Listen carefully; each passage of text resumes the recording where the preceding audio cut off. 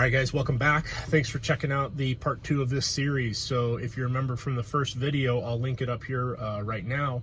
But basically, we had 3 patients that all came in around the same time as each other, and we were discussing how would I triage these 3 patients. In short, 60-year-old male with chest pain and a history of angina, 40-year-old female, history of angioedema that they don't know the exact cause of, but she's been having a flare-up of angioedema for the last 30 minutes.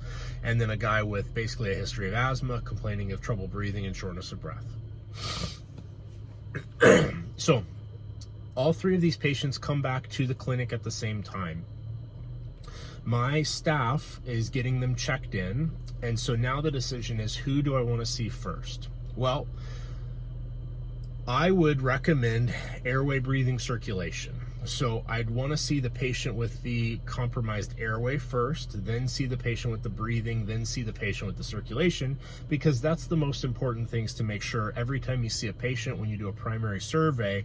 If you don't have an airway, it doesn't matter if you're breathing or circulating, you have to have an airway. If you're not breathing, it doesn't matter if you're pumping. So airway, breathing, circulation is something from the Advanced Cardiovascular Life Support Protocol, and we always want to be addressing those 3 factors. So that's, in this situation, we do have one of each of these.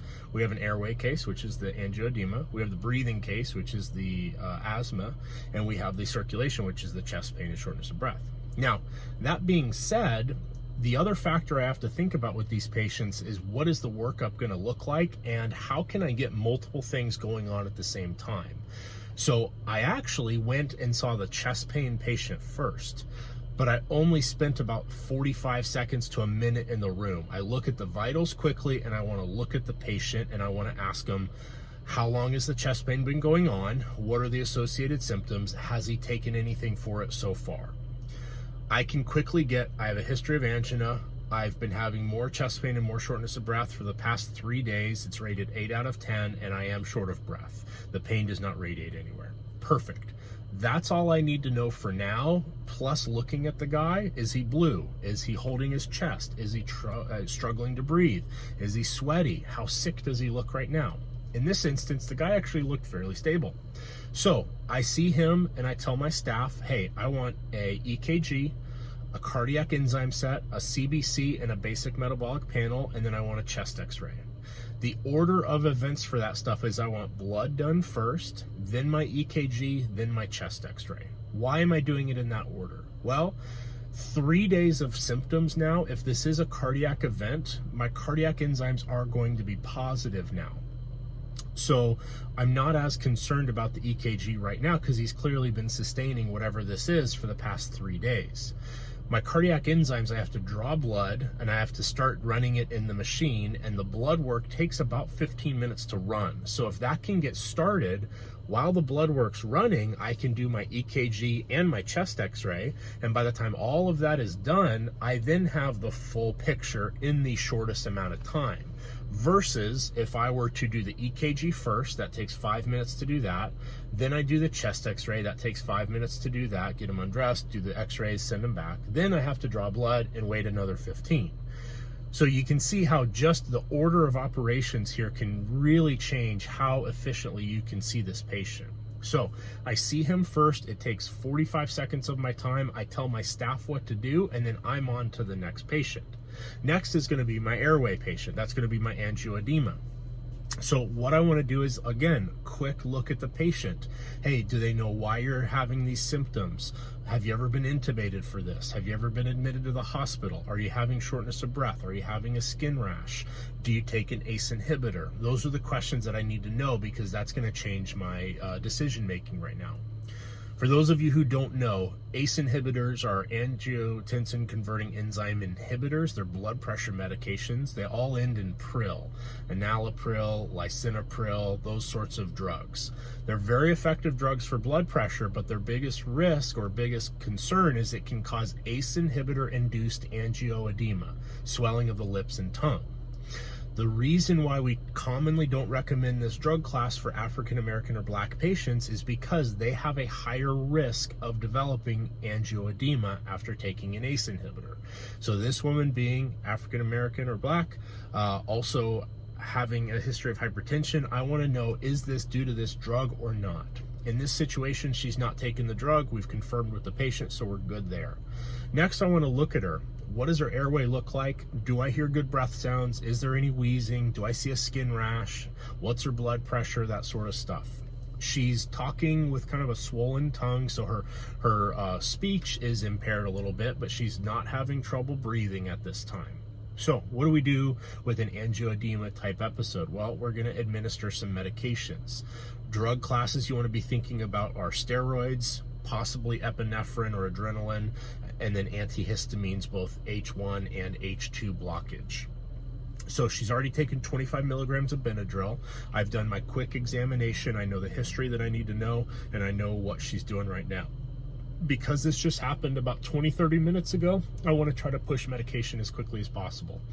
So now that I've seen this patient, I tell my staff I want an IV. I want to give her 250 milligrams of Solumedrol. That's a fast-acting steroid, and I want to push it through the IV.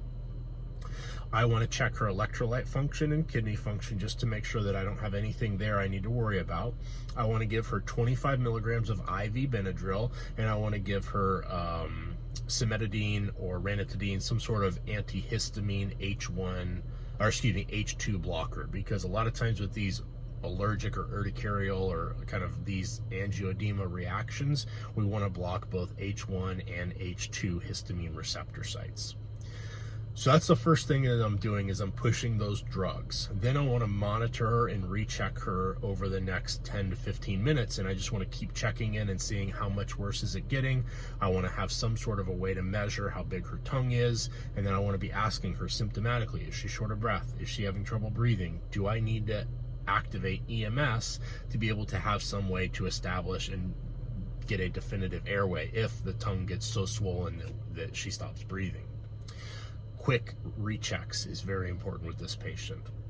The last patient is the asthmatic patient. So all I need to do is know, hey, am I thinking this is an infectious source? I ended up deciding to do a flu and a COVID test just to make sure this wasn't due to a viral illness with him. I do hear wheezes on his examination. He is breathing quickly.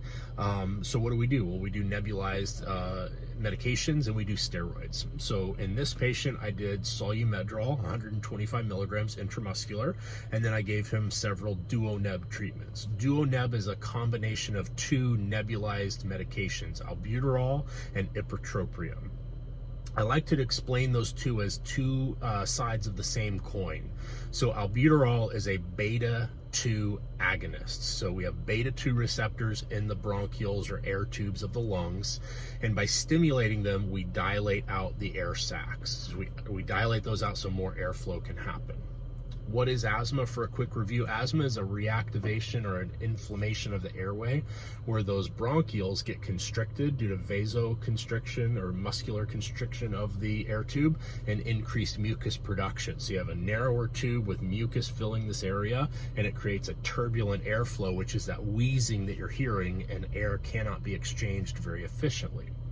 So by dilating those out, by stimulating beta-2 receptor sites, we can open up the airway. And then also we have muscarinic antagonists, ipratropium, which prevents the constriction of those muscarinic or cholinergic type receptors within those air tubes. So we are both stimulating dilation and inhibiting constriction. The net effect is we want to dilate that airway as much as possible.